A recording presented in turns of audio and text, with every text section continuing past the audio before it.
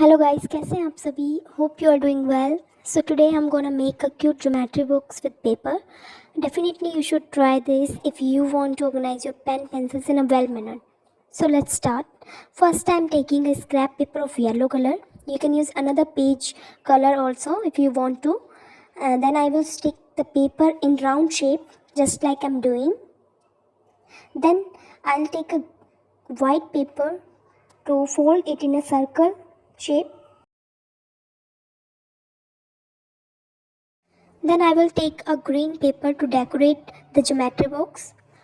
I am taking green color paper to decorate the bottom of the geometry box and top of the geometry box.